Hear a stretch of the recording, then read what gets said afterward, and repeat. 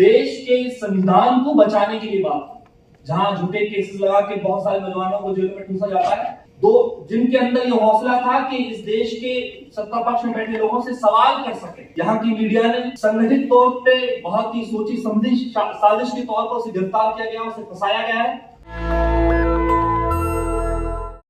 के बहुसंख्यक समाज से पूछना भी चाहता है कि एक समुदाय के नौजवानों को जब टारगेट किया जाता है,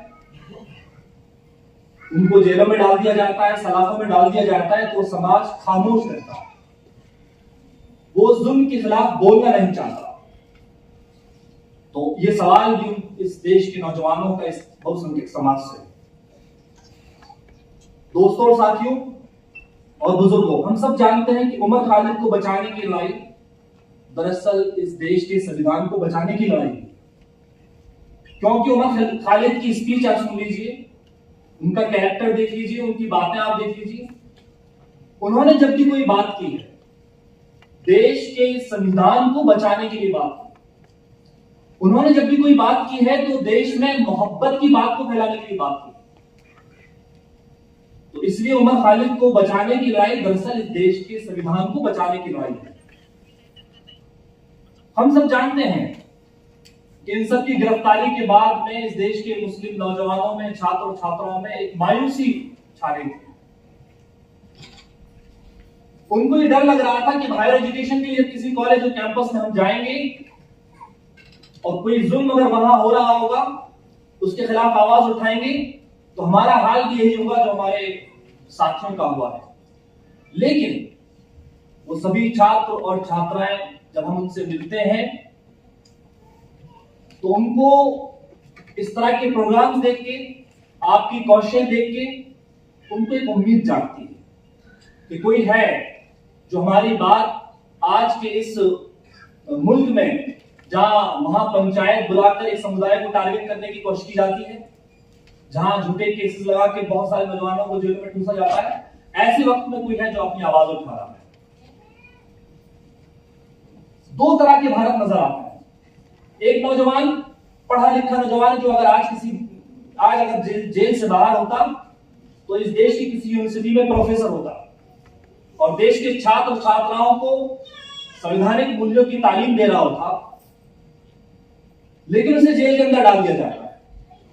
एक भारत वो भी है, खुलेआम एक समुदाय को धमकाते हैं और वो आज सत्ता पक्ष में बैठे हैं और जो ये नारा देते हैं कि हम सबका साथ और सबका विकास कर रहे हैं।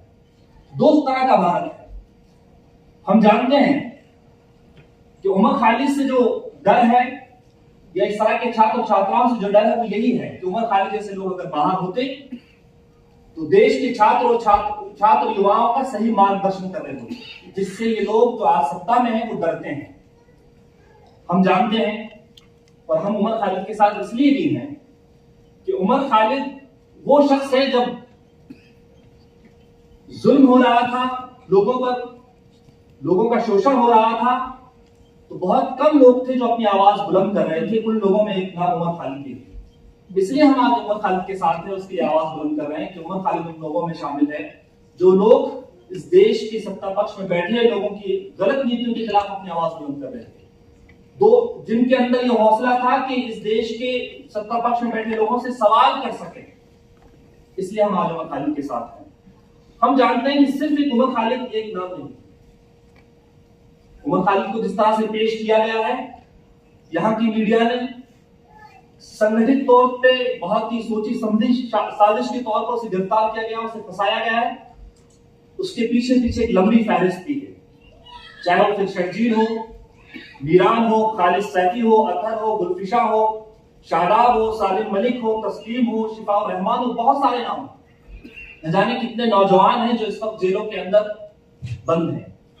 हम ये सोचते हैं कि आज इस लड़ाई में, जिस लड़ाई को उन लोगों ने लड़ा है, उस लड़ाई को हमको आगे ले जाना चाहिए, संगठित तौर पर आगे ले जाना चाहिए।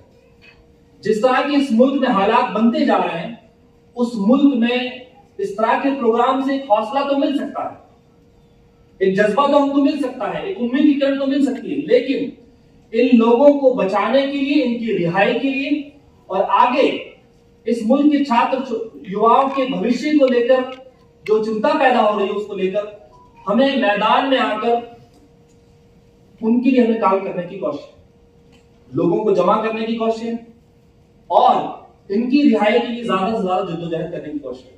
मैं समझता हूं कि इस प्रोग्राम के जरिए भी जो हौसला मिलेगा, जो बातें यहां आ रही हैं, इंशाअल्लाह ये बातें आगे तक पहुंचेगी और हमारे जो साथी जेल में बंद है, जो साथी जिनका शिकार किया गया, जिनको मानसिक प्रताड़ना दी जा रही है, जिनका भविष्य जो है अंधकार में रखा गया है, वो साथी जल्द ही बाहर होंगे, ये हम उम्मीद करते हैं।